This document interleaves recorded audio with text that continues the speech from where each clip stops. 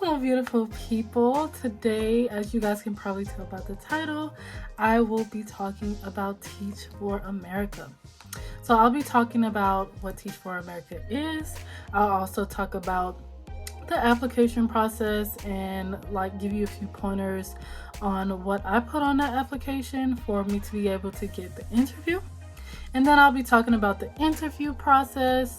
And later on, this will become a series. So I'll be documenting myself going through all of the processes, as well as going on this journey of being or becoming a teacher. So if you guys would like to know a little bit more about these beginning processes, you guys can stay on the video, and we are getting into it now.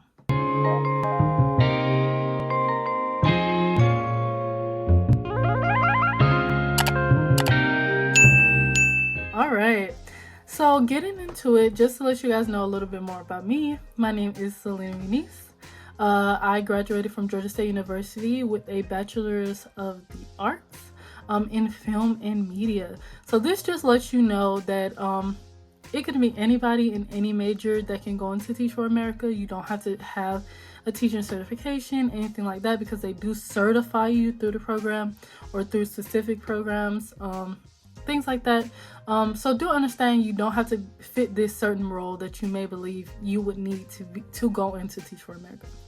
Also, I would like to mention my reasoning for going into Teach for America. So right now, sorry guys, a burpee.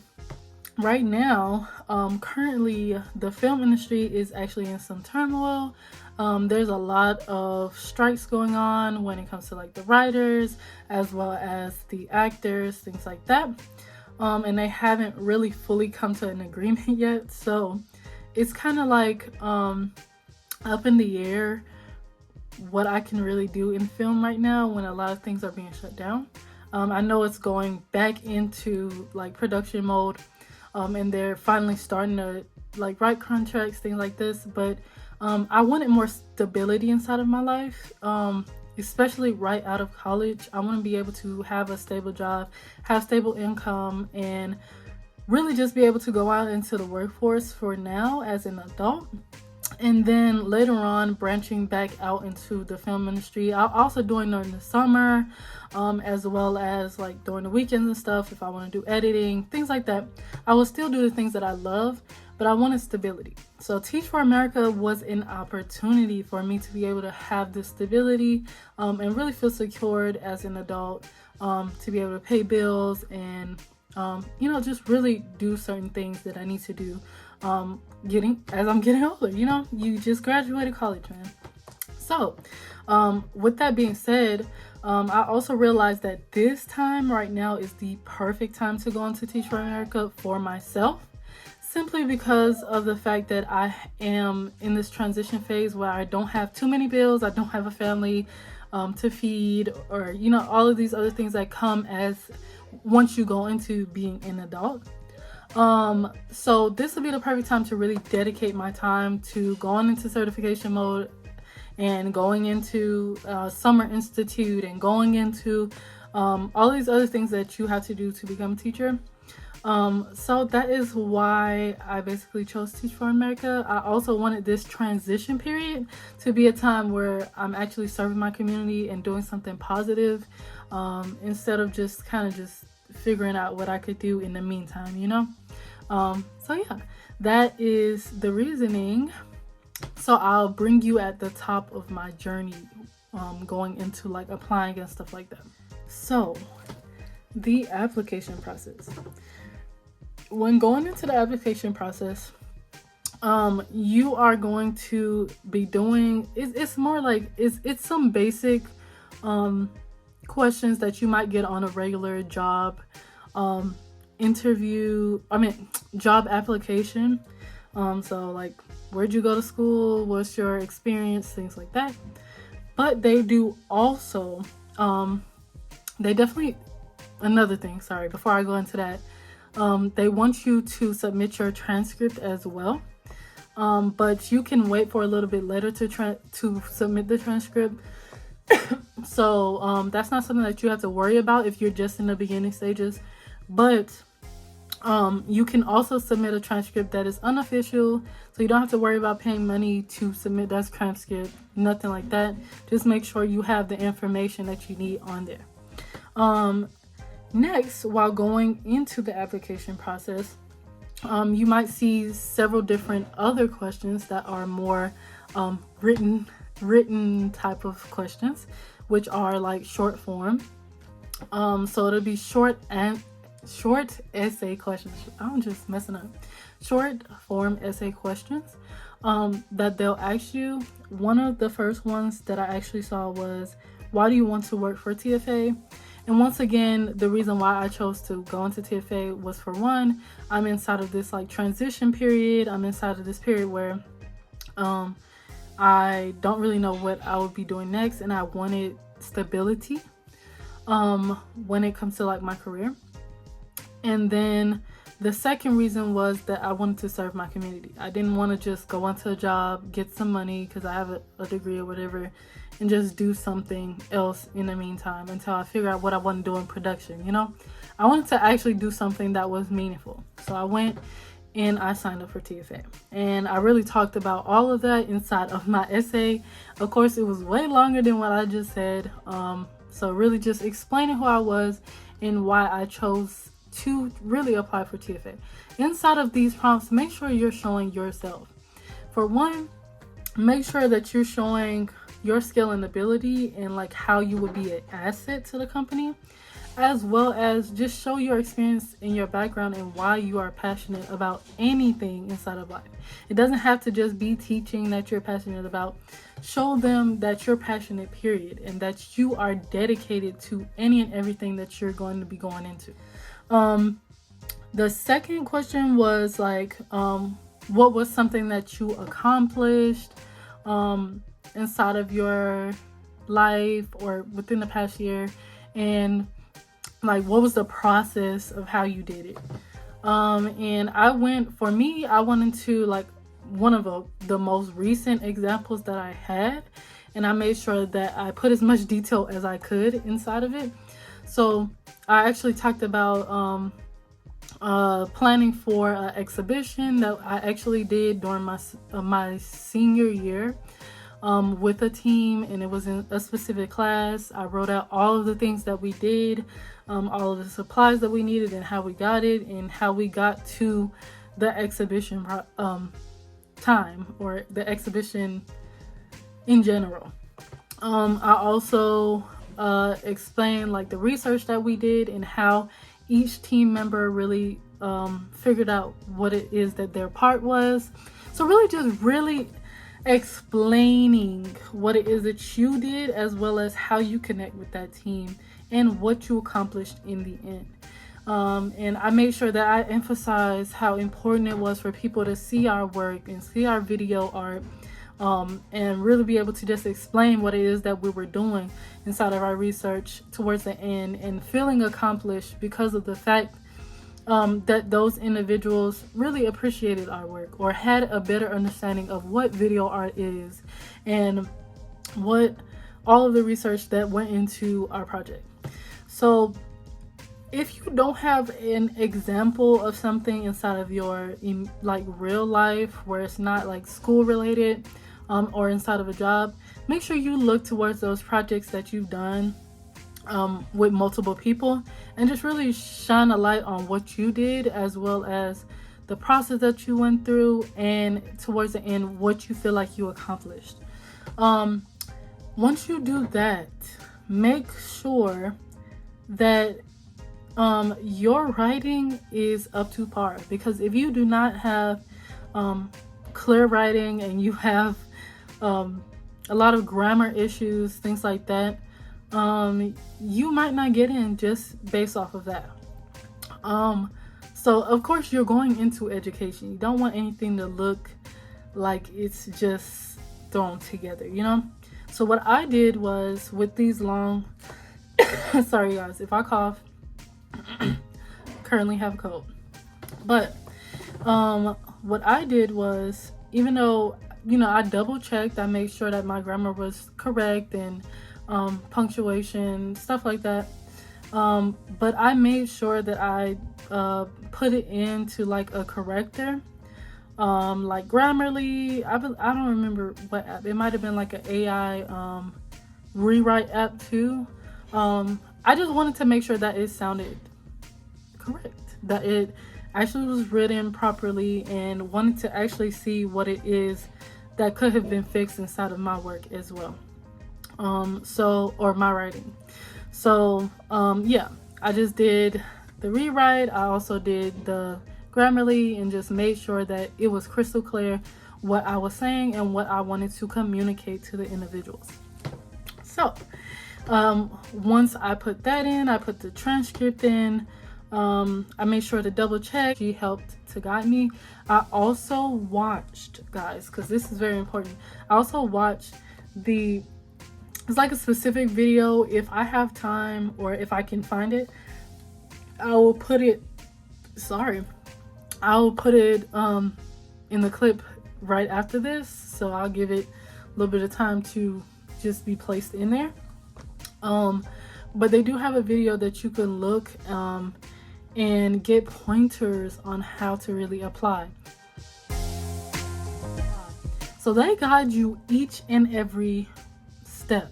They guide you through the application process, what they want to see, through the interview process, what they want to see, because they also have a pre-interview session that you can talk to individuals that are in the company and really just ask them questions about what it is that they want to see inside of your interview. And yeah, I took advantage of both of them. So I took advantage of the video prior to my application and also that session prior to interviewing.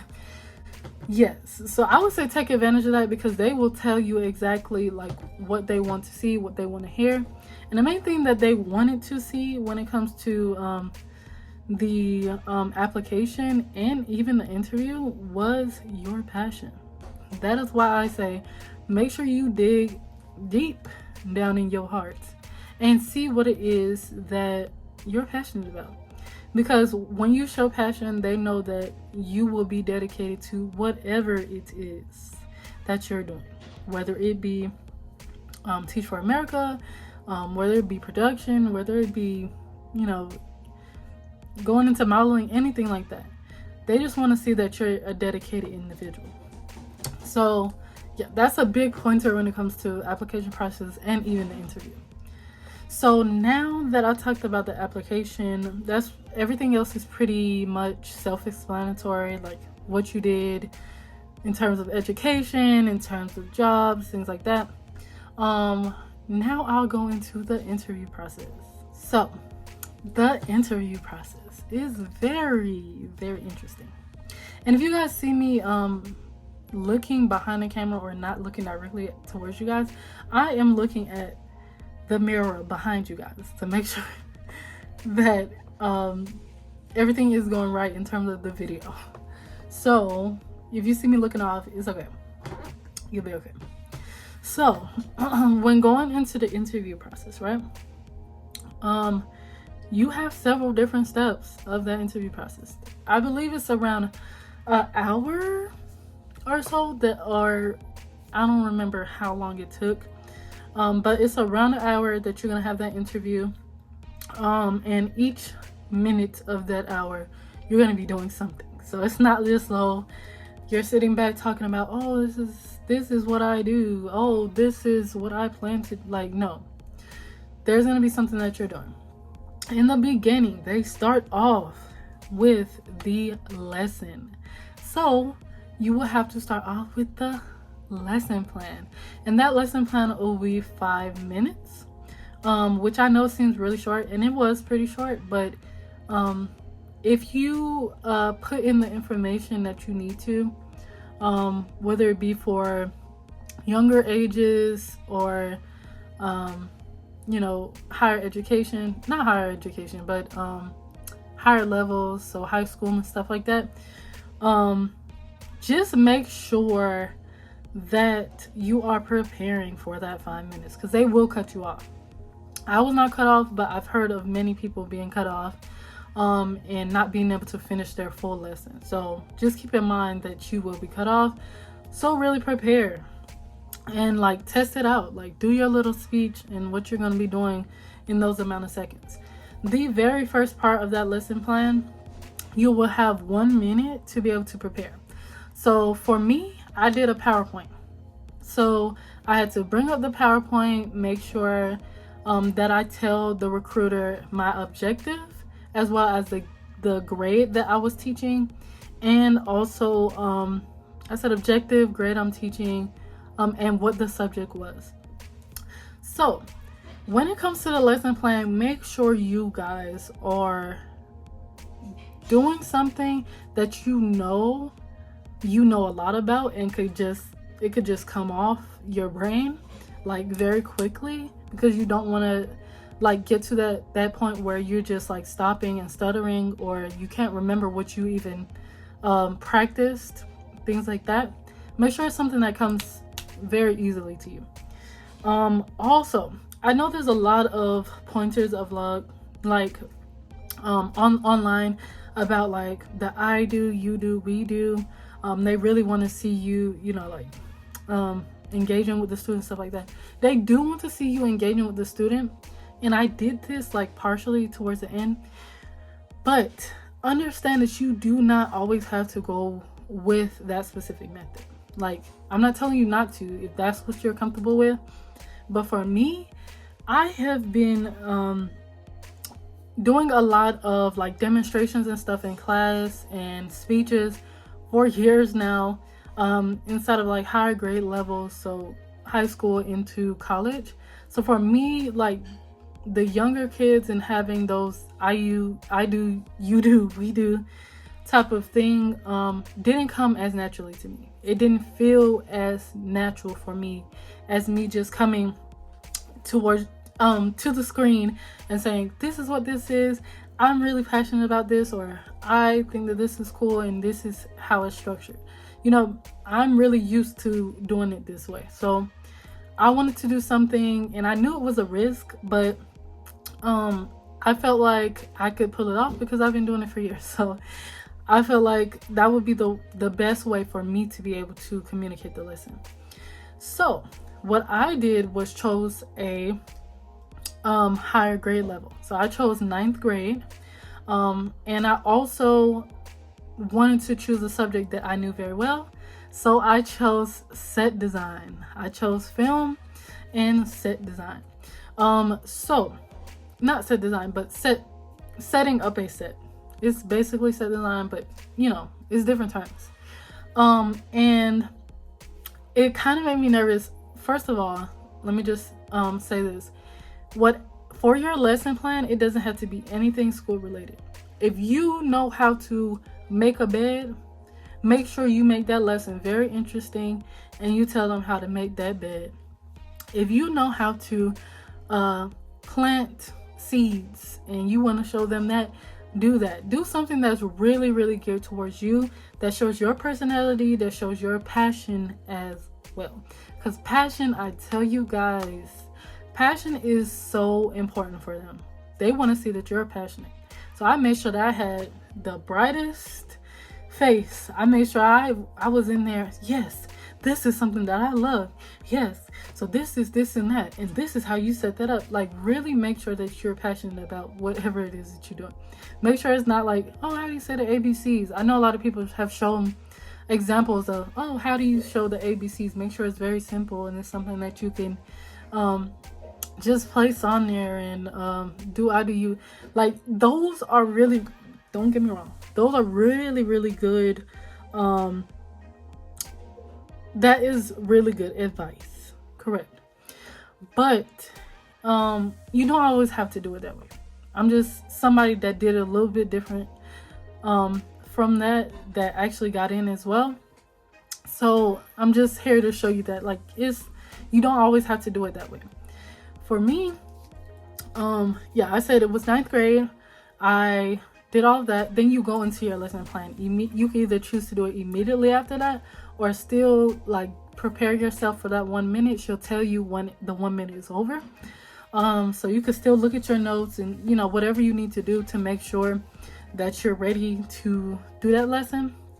But I immediately went into mine because I knew I was ready, and I did the film set. So for mine, I made sure that I put in like stuff that was basic. My PowerPoint wasn't very like fluffed up. It didn't have a lot of words. It didn't have a lot of things on it. It just had the basic things so that I can cue myself on what to say. So for example, I probably would put a screenshot of what it looked like in a moment. So here.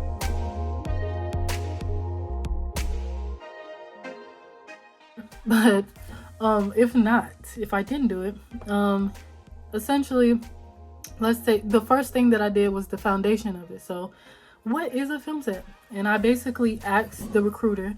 So the recruiter would be acting like your student. So you'd be role playing. I asked the recruiter, I was like, so do you know what a set is in general? And she said her answer, and then I said, so you're actually right. A film set is blank. Then I clicked to the other part of the PowerPoint, and I said, yeah, so it is this. And why is this important? So I set the foundation. Another good pointer is that you can also add in like not examples, but you could also talk about a lesson plan prior to it.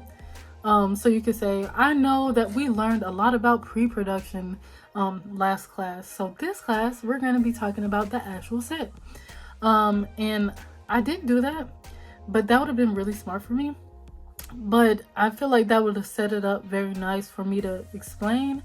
But for me, I actually added in like preparation. So that was kind of my pre-production type of thing. So preparing for it, making sure that you have this, and that. And once again, I made sure that on that PowerPoint, it wasn't too jumbled. It didn't have too many words, but it had a nice little visual of what it would look like, or what that stage would look like. And once I did that, that was how it set that foundation. Instead of talking about last class, that kind of set the foundation for everything else that'll be inside the set. Then, of course, I talked about location and all these other things. And I very briefly did these sections. And I just talked to them. I just talked to the student. I was like, this is what this is. This is what that is. And this is how you place it, and blah, blah, blah. But not to say that that's the best thing to do, because I know a lot of recruiters are looking for you to engage with your students. I engaged with her once in the beginning. But towards the end, I think is what really solidified the lesson for her and allowed it to be okay that I kind of was just talking about every single aspect instead of like engaging with her throughout the other parts of the lesson. In the ending part of the lesson, I chose to, it was like, what did I put? I put, I put something. It was a little title. I'll probably put it up. I'll put it up. You get to draw out what it is that your set would look like. So I gave her like 1 minute at the very end. Sorry. Oh my gosh. I gave her 1 minute at the very end to just do this little small activity. I said you can draw out what you think you would need inside of your set, what equipment, what the actor would be doing, and make sure it's a really fun set so we could really talk about what it is that you were doing, or what it is that set was. So she drew it out. I forgot what it was. I believe it was like a hospital scene or whatever. It was very simple little drawing. And then we got to really talk about it. We got to engage with each other and talk about what it is that she wanted to accomplish on this set, and what she imagined this set to look like, and what type of drama would be inside of this set. And she said it'd be very dramatic, stuff like that. So I think me adding in that small activity at the end is really what solidified the lesson plan. Because if I had just only decided, okay, let me just talk to her about the lesson and what's inside of it, I don't think it would have went as well. So yeah, that was the lesson plan. They also have a period of time where she asks a few questions at the end. I don't fully remember what she asked me. But there is, after your lesson plan, she'll just ask you a few questions about the lesson, things that she jot down. I believe it might have been like, what did you do to prepare for it? I can't fully remember, so please forgive me. And then she goes directly into the case study. So now we'll be talking about the case study. So the case study. You will get a bunch of information. First and foremost, they tell you what the case study is, right? But you don't get that information until after you book your interview. So once they tell you, okay, we'll like you to do an interview with us, and this is your recruiter. So they show you your recruiter and her information, like her background and stuff like that. They make sure that they pair you with individuals that are like similar to you when pairing you with the recruiter. So my recruiter was actually somebody who went to school for media and film as well, so production, I believe. So they paired me with her, and that kind of made me nervous at first when it comes to the lesson plan, because I was like, oh, I'm doing film, and what if I talk about something that she knows and it doesn't fully align? Which, I don't know, that's just my brain just being nervous, because I knew what I was talking about regardless. But I'm like, what if I say a term that's just not fully correct? And I don't know, I was just nervous. So when going into the case study, you get that information about your recruiter, things like that. And then once you book that interview, you get a list of information about your case study. So you'll get the data set, you'll get what the individual's proposals were. So it'll be like 2 individuals, or I don't even know. It'll be a group of individuals in that case study. And it could be about anything. So you don't just fully like go off of what mine was, because the case study could be on anything, but mine was on discipline disparities. So discipline disparities is essentially when a specific group of individuals or a specific race has a larger group of individuals be disciplined for the exact same things, but they get a harsher harsher disciplinary actions. So let's say there's a Caucasian student and a African American student, and they both talk back to the teacher. 9 times out of 10, the one who is Caucasian may not get disciplined the exact same way that the African American student would. So I went off of the data, and I was actually able to come up with a solution. But let me give you guys some pointers. So this might not even be your case study. This might not even be the one that you're going to be doing. But this is what I did. And for the pointers, when it comes to that case study, make sure you really analyze that data first and foremost. So really just make sure you understand what it is that they're trying to show you. Because this is actual real data coming from real schools. And they allow you to be able to see it so that you can really figure out what you can do to counteract that. So I took it to action the proposals that had already been placed, and I put inside my PowerPoint as well, so we can see what other individuals were talking about and how I would like to add in my 2 cents, basically.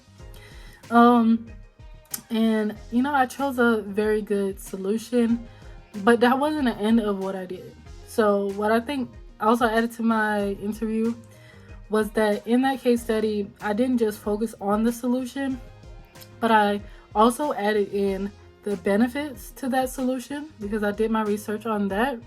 I also added in the possible obstacles or barriers. I added that into the PowerPoint. And then I also added in possible solutions to those barriers. So Reason why I even did all that research and made sure that I had these things inside of that case study was because I didn't want to look dumb. Like, honestly, I did not want to come up here and she's asking me questions like, what could possibly be a barrier and how could you overcome that? I'm just like, I think it's possibly, I don't want to look like that. So I said, let me do this research now. That way, if she asks me these questions, I can look at my, all of my research, at least that I had on hand, and also look at my PowerPoint and say, well, as I pointed out inside of the PowerPoint, I wanted to say that this is the way that that barrier could be resolved. Like, I wanted to make sure that I had it. So, I definitely set that out, and I think that helped a lot because she didn't really have many questions when it came to like the questioning part after the case study, because I already written out everything that could possibly be asked. Like, the only thing I believe she asked me was,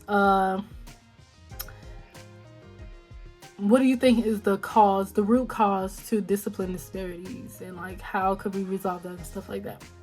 And from the research I had already done, I was prepared to answer that question. So do your research. Make sure that you know what it is that this subject is, how it's affecting students, and how you could possibly resolve that, because this is not just a case study. This is something that's very important inside of the school system and will be very important once you start your job. So, you don't want to be somebody who adds to the discipline disparity. And that is what they're essentially trying to combat.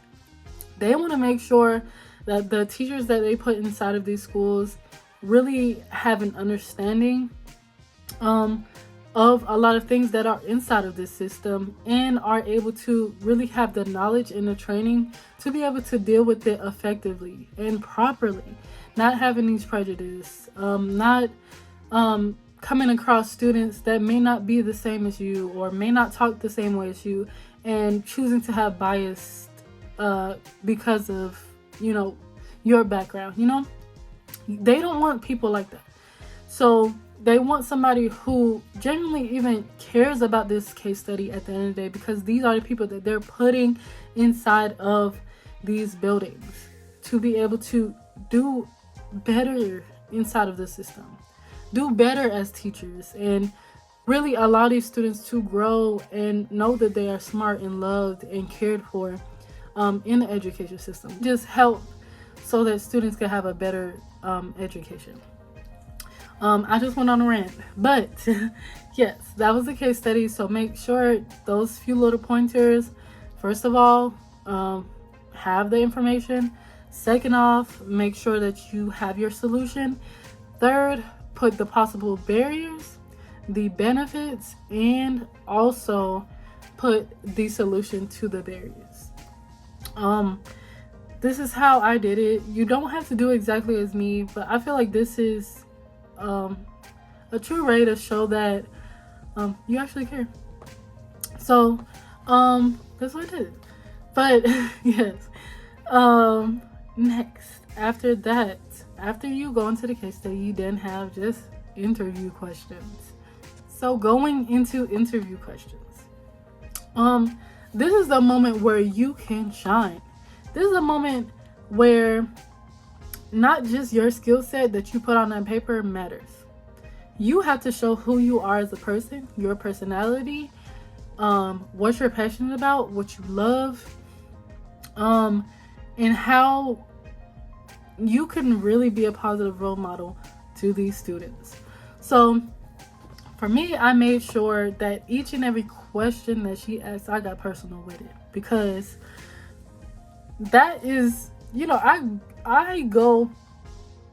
feel like it was very evident that I really just make decisions based off of my heart.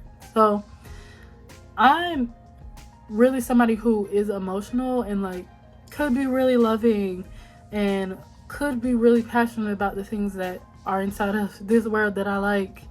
So I made sure I really just showed who I was as a person as well as the things that affected me in my past when it comes to education, when it comes to the system, and how it influenced me to even go into film. Like, I had teachers who was doing photography and film and stuff like that after school at that same school that they shut down, which I'm very sad about. But that school was so fun. Like, they had so many activities for students. Like, I grew a lot in that school. So when they shut it down, it was crazy, y'all. It was crazy. It did me dirty.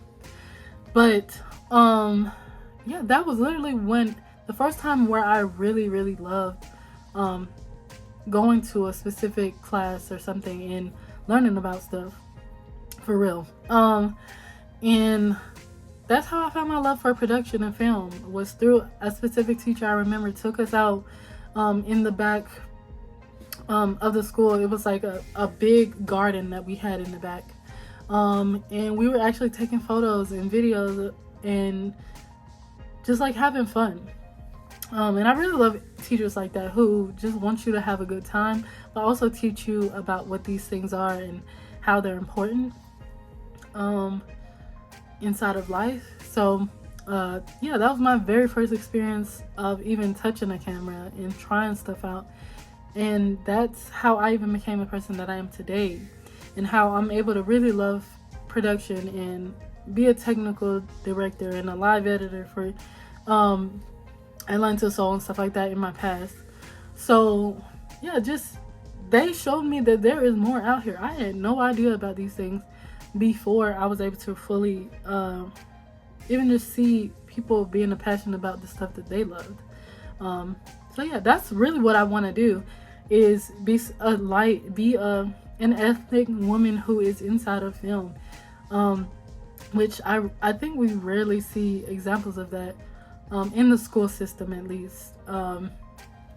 So yeah, just be somebody who did come out of that community and show love to something that's a little bit different that not a lot of people talk about. And eventually I want to be somebody who can show them, after years of me being in the production industry, that an ethnic woman can be high up in the rankings, can be a director, can be all these other things, and be successful coming from that same community. So yes, sorry, I just went on another rant. But yes, so this is how I was able to really just show myself. So just show yourself. If you're not somebody who's super it's super, like, I don't know, super energetic and all these other things, you don't have to be, but you do have to be passionate about something, and you do have to show that you care about these things, and yeah, just show that you could be a great educator to these students, because they deserve it. All children deserve a great education. So yeah, that was the end of the interview process. It's just going to be a whole bunch of questions asking about you and your personal goals and stuff like that, as well as like what you think about TFA or Teach for America. Now that we went through that, the interview process, there's also another little thing I'll talk about before I end the whole video. So yeah, we're gonna get into that. Lastly, once you do your interview, you then have the chance to, for one, yeah, I was thinking about two other things, but I'm gonna start with the first thing. For one, you have the chance or the opportunity to put in your full transcript. So this is the time that you actually have to submit that transcript. And when it comes to that, it doesn't have to be an official transcript. Like I said, it could be unofficial from your school. I also used, for me, I didn't even use the transcript. I used my audit or whatever page, which we call, I forgot what we call it for Georgia State, but I used that page, and it just had all of my information. So what classes I took, as well as the amount of credit hours and the grade that I got. So as long as it has all of that information on it, you can submit it. You'll be okay. So that's what I did. So I didn't have to pay for anything. But yeah, so I submitted that. Then when it comes to your references, so you have to have 2 references, and it has to be in at a certain point. I don't remember the timeline, but you will see a set of information in your timeline once you apply and once you do your interview. So there'll be certain things that are open for you that you will see what your timeline will be, and what you need to submit and what day you need to submit it by. What I'm going to do is just end here. So thank you guys for watching my video. This was just the beginning processes. I will have another video up that talks about after that, so picking your region and everything that comes after that specific deadline. So it'll be 2 weeks after you do your interview. I'll give you that full breakdown in just a moment in another video. If you guys would like to see some more content like this about Teach for America, and my full-blown process from institute on until I am a teacher for next fall, you guys can make sure that you subscribe, like, or comment anything that you would like me to talk about. Thank you guys so much for joining the video. I will see you guys later.